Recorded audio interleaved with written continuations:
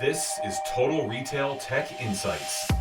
The content retail executives need to optimize their use of technology throughout their organizations. Hello, and welcome to this episode of Total Retail Tech Insights. I'm Joe Keenan, the editor-in-chief of Total Retail, and I'm pleased to be joined on today's episode by Len Covello. Len is the Chief Technology Officer of Engage People, which is the only loyalty network that enables program members to pay with their points directly at checkout. We're going to talk to Len about the evolving loyalty and rewards landscape, a little bit about how Engage is helping its retail clients in this arena. We're certainly going to talk about the benefits of paying with points for retailers and a little bit about some research findings that Engage has recently shared, and we want to learn a little bit more about the business. So with that introduction, I'd like to welcome you to the show, Len. Pleasure to be here, Joe. Thanks for having me on. I very quickly gave an elevator pitch about what Engage does, but I'd like for you to tell us a little bit more about the company and as well as your role as the Chief Technology Officer.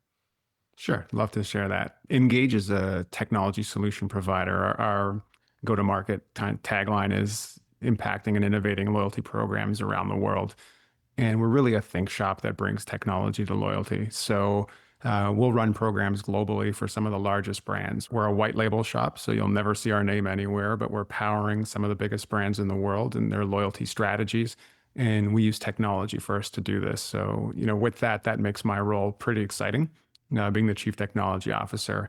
All things kind of technology and delivery. Ultimately, I work with those teams day to day. So it's everything from making sure the systems are up and running as expected to some of the pretty cool, exciting stuff. We get into the boardrooms and into the whiteboard discussions with our clients about what's next, what's cool, what's up and coming. And my day-to-day job can involve that as well. So it really stretches the gamut, but Engage ultimately runs loyalty programs. So the earn and the burn for a loyalty program you'd expect from your large financial institution right down to your local credit union could be running on our platform. And then the redemption of that as well. So a key differentiator for Engage is we're agnostic to how you earn and then how you ultimately get rewarded. And I think that's a differentiator for us. And it lets us play in not a specific genre in loyalty, but we're actually able to bring our solutions really to anyone that wants to offer a program.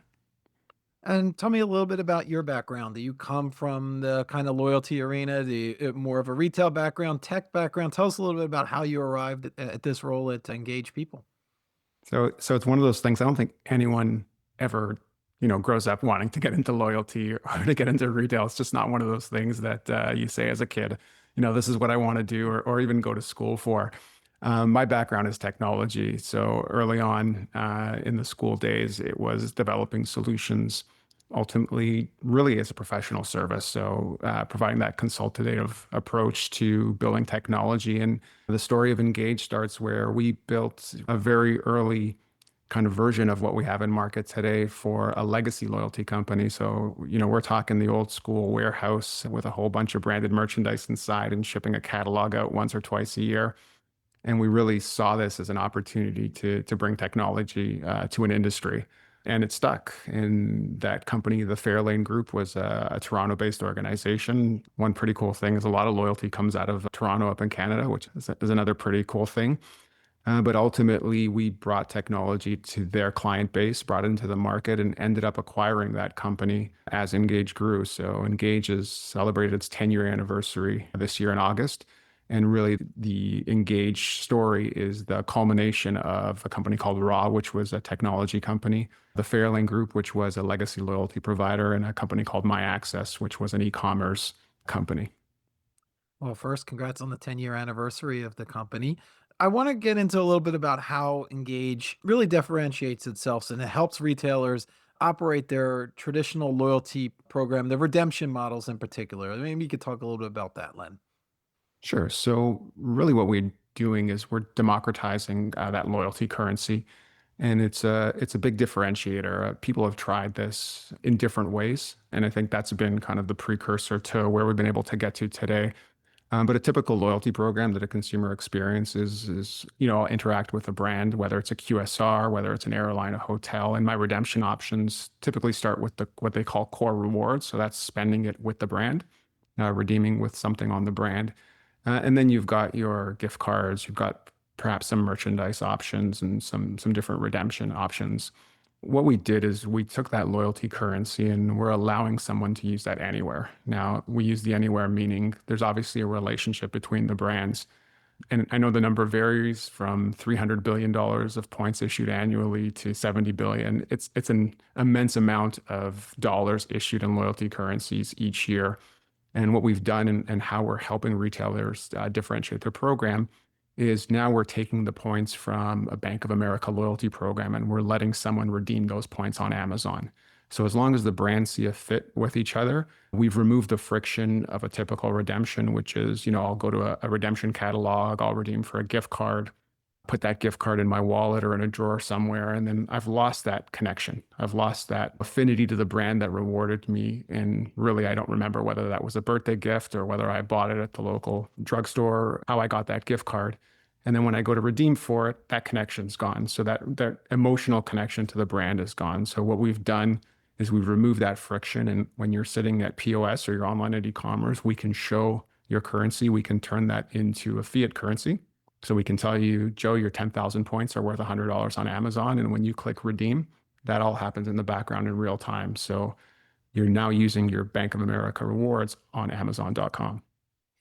So you've talked a little bit about the value that your service brings to the retailer, but tell me a little bit about from the perspective of the consumer. I think it kind of facilitates and makes it's very easy to your what you're talking about in terms of redeeming, not losing sight of your point values and being able to really use the points that you've earned, right?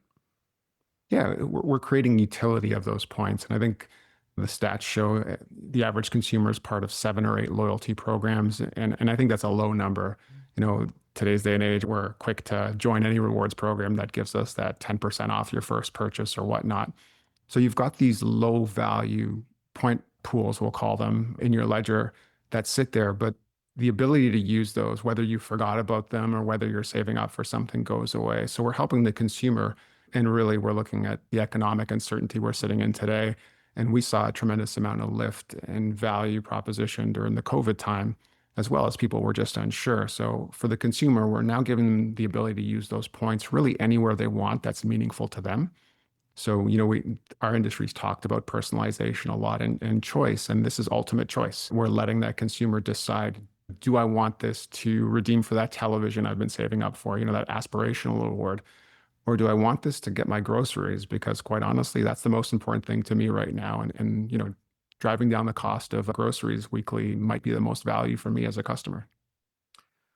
You've talked a little bit about how loyalty can be an opportunity to solidify existing customer relationships and keep that engagement going with customers that are already in the fold. But I believe from what you're explaining, Len, that Engage can really help customers to expand that scope in terms of growing their customer base, expanding the reach, basically through some of all the attractive loyalty offerings that they are able to enable. Can you talk a little bit about expansion of the customer reach from the retailer's perspective?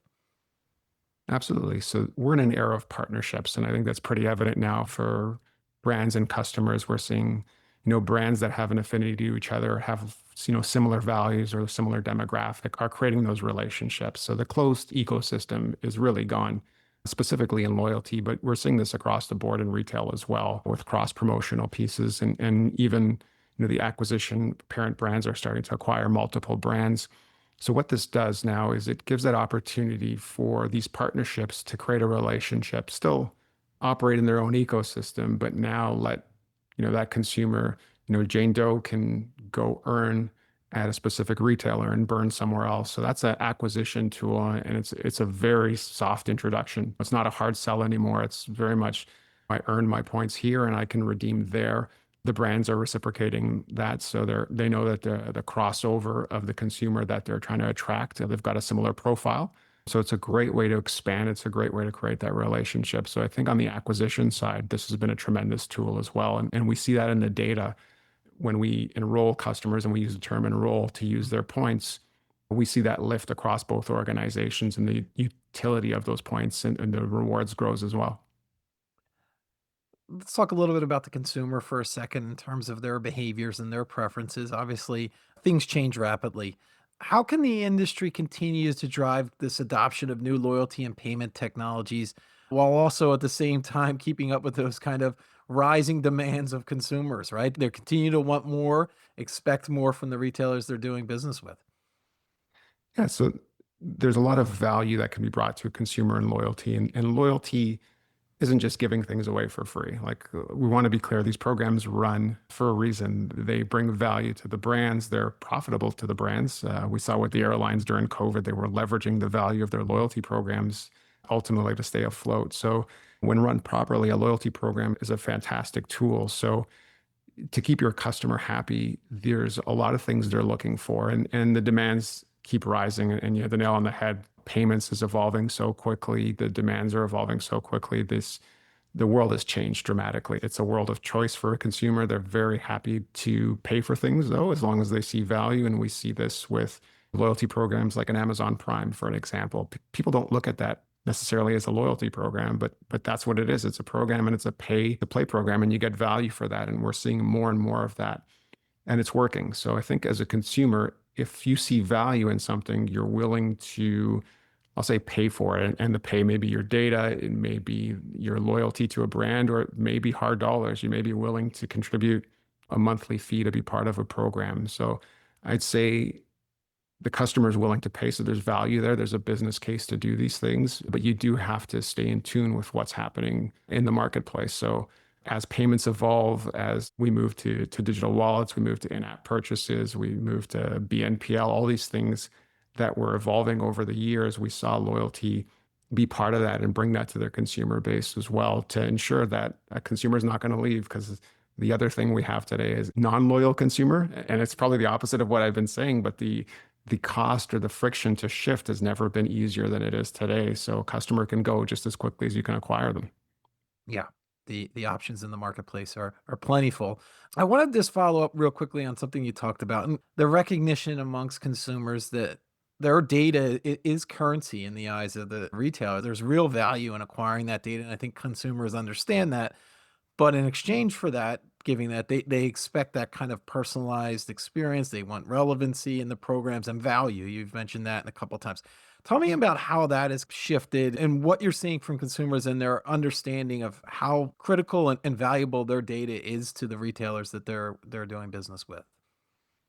So they're guarding their data, number one. And I think policy has helped with that. Arguably, it's created some friction, but I think an informed consumer is still a great thing to have. So the fact that they know what's being shared, and we've got these notifications when you interact with a brand about what data is being shared, how they're using it, has helped educate the customer and help them see the value in that as well. So they're not just going to, click the allow all that quickly anymore, because they know, and they've seen it with some of the biggest brands in the world, how does the Metas of the world make money? How do the Googles of the world make money? And it's obviously with collecting data around, we think of data as just that first person data of my age, my income, things like that. But it's my actions. It's how do I interact with things? And there's a tremendous amount of value there. So I think consumers are aware of that.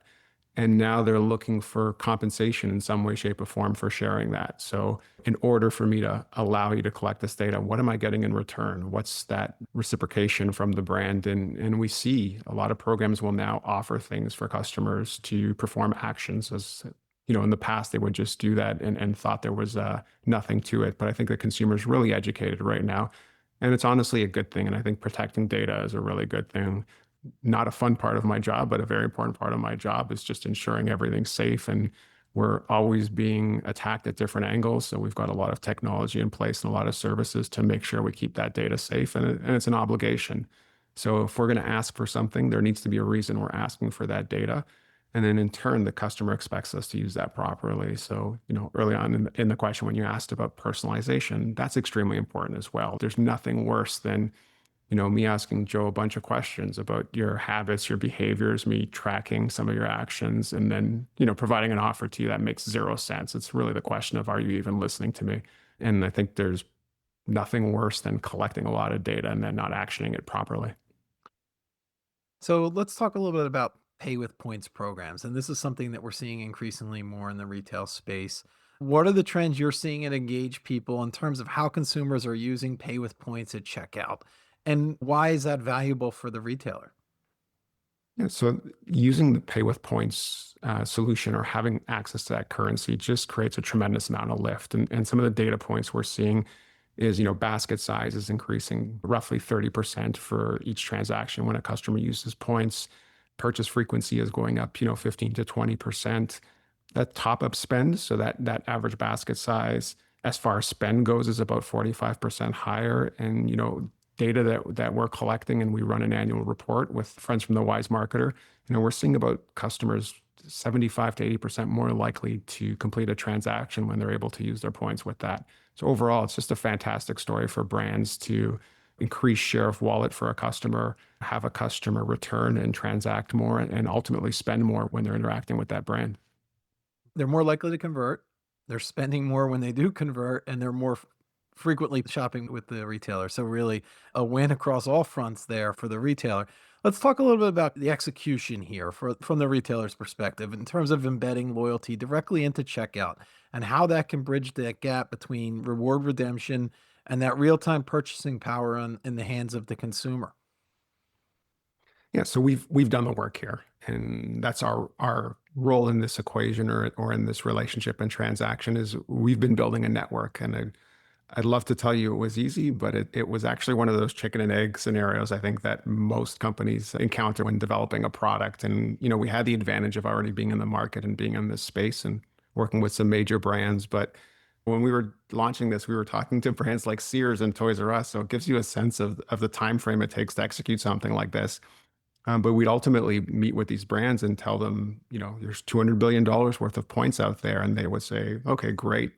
Who's the point base? And then you'd go back to some of the major points programs and you'd say, we can spend these online. And they'd say, okay, what retailers do you have? So it was this chicken and egg. And then ultimately we got some major brands to commit to this. But what was important is we had to make this as frictionless as possible. Obviously, every organization guards their checkout process, whether it's in store or online. And they want to remove any opportunity for abandonment or any type of friction that's created there. So we had to make this very seamless. So it's a very light integration with Engage. And one of the things we're proud of, and you mentioned early on, we are the network in this space. So we took the approach of not just doing bespoke integrations with each partner that we worked with, but really standardizing this and creating an industry standard so that every integration was the same, regardless of who we were integrating with. And we've got this down to each of our responses comes in half a second or less.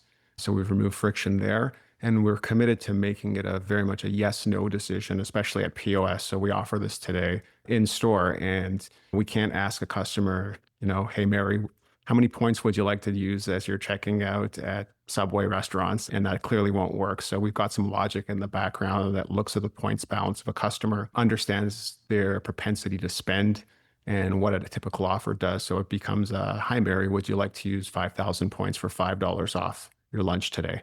And it's a yes/no transaction. So we do all that work on our side, a very light integration for the retailer, whether it's online or at POS. And ultimately, once it's enabled, we turn partners on and off. So you may start today with a large financial institution and one retailer. And if they want to add 2 retailers or 3 retailers, so as we continue to build a network, it's just a flag being turned on and off for the retailer. So there's no additional technology work. Thanks for sharing that in-store POS example. How about conversely on the digital side? Tell me a little bit about where and during the purchase journey that this pay with points options are being promoted to consumers. Is that happening only at checkout? Is it happening further upstream on PDPs or even being put on category pages? Tell me a little bit about where that's being presented as relevant offers for the consumer. Oh, it's a great example you brought up because depending on the brand and how they choose to use this, it can be all of the above. Okay. So the simplest integration is at checkout. That's part of the payment flow.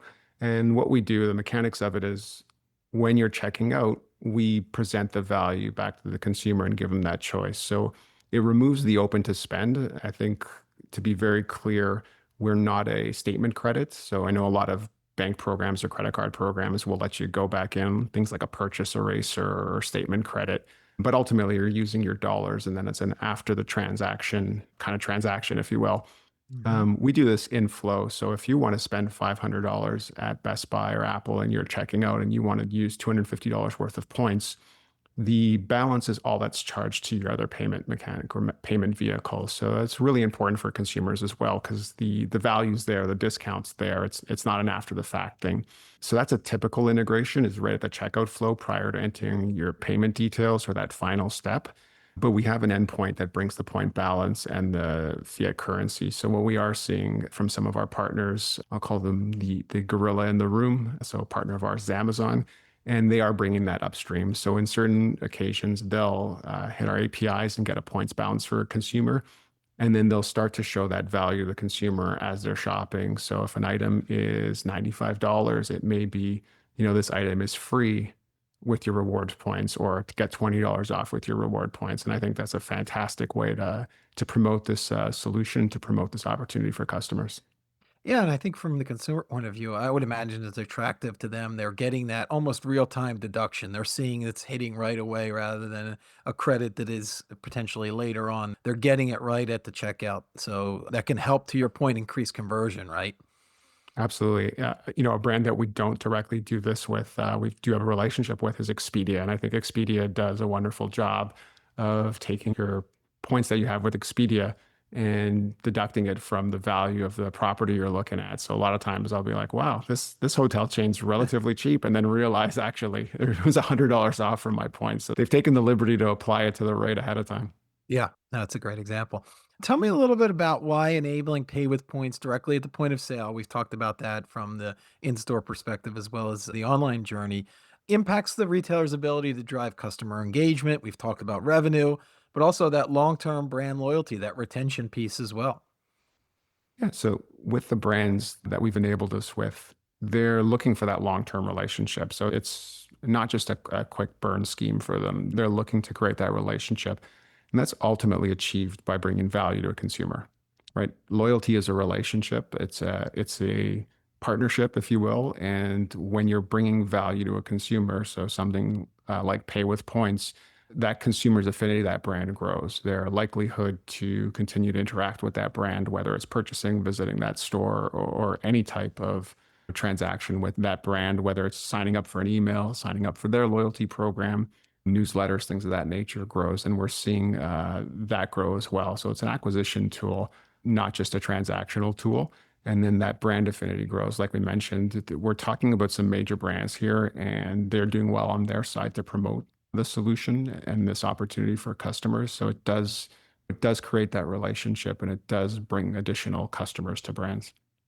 So our audience loves to hear real world kind of use cases, examples. Is there one, Len, that comes to mind that you might be able to cite, that client of engaged people and sort of the benefits it's realizing from enabling pay with points? So it did talk about some of the points from a case study there. I think one specifically, without sharing the brands, and I apologize for this, but I know at the onset we're a white label service provider. But there was a case study for a POS partner of ours, and within 30 days of launch, we were expecting a take rate of double digits, but under 20%, and we immediately went to a 32% take rate within the first 30 days. And it's stayed there. So we were always worried as we launched this, would we see a blip? Would we see a take rate that got pretty high and then went back down? But they tend to stay at that level, and that redemption continues on for the life of the program. So we saw that take rate of north of 35%. And then I think mentioned earlier on, we've got customers, so they're transacting, about 15% more within the 6 months. So they're tracking this data on the partner side. So it's some fantastic data from our partners. Again, not just on size of transaction, but frequency as well. So you alluded earlier to some research that Engaged People has conducted and it's partnered with Wise Marketer. Maybe you could talk to the audience a little bit about some of the key findings you've uncovered there, particularly around the increasing demand for pay with points. So we'll start there. I'd love to get your insights from the data that you collected. Yeah, so we ask this every year. Obviously, it's an important piece to us, and we've been doing this for multiple years. And we're just 2 years removed from our 2023 research, and we had 37% of the respondents had, tried using pay with points.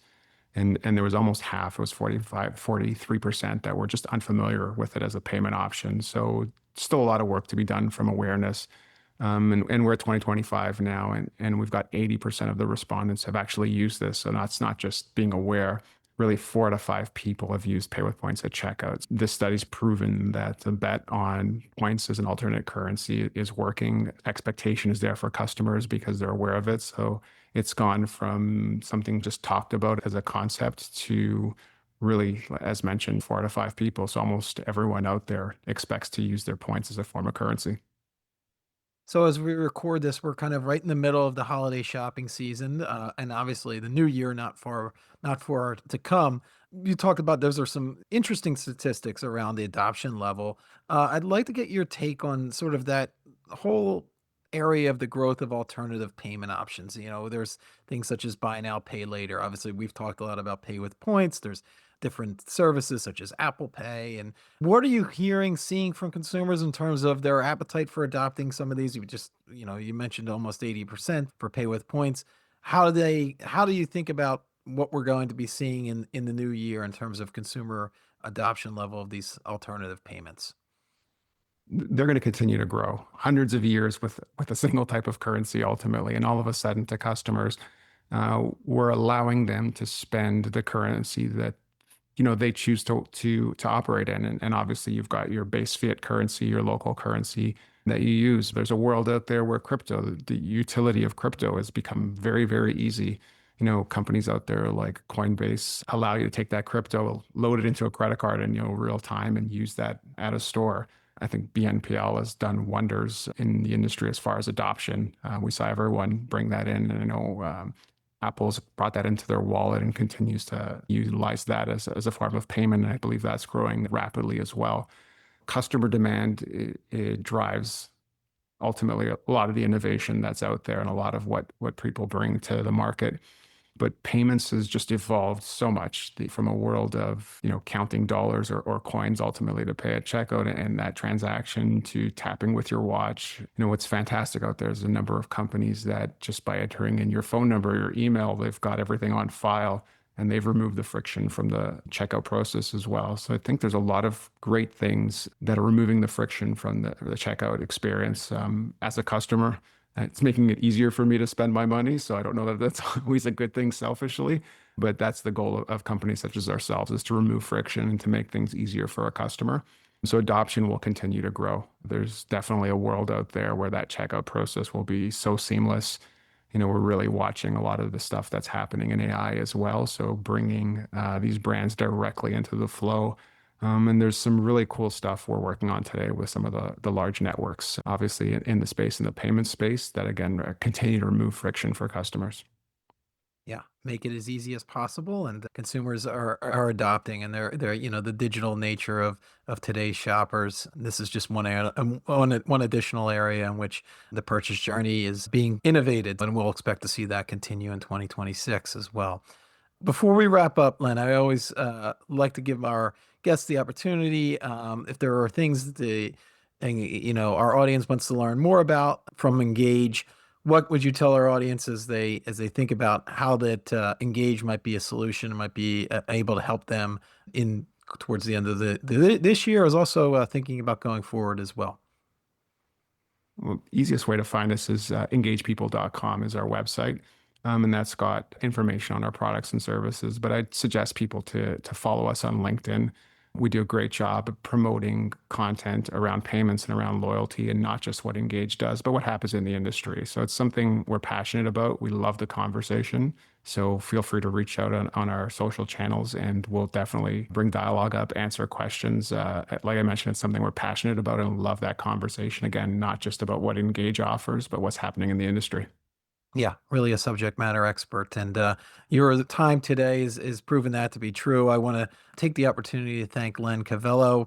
He, again, is the Chief Technology Officer at Engage People, for joining us on this episode of Total Retail Tech Insights. Thanks for taking the time today, Len. Well, thanks for having me, Joe. It's a great conversation. Thanks for listening. For more information on this podcast, please check out our podcast channel page at mytotalretail.com/podcasts for show notes. Total Retail Tech Insights is available on Apple Podcasts, Google Podcasts, Stitcher, and Spotify. Make sure to subscribe on our podcast channel page as well. If you've enjoyed this episode, please take a few moments to rate and review this podcast. Thanks, and until next time, this has been Total Retail Tech Insights.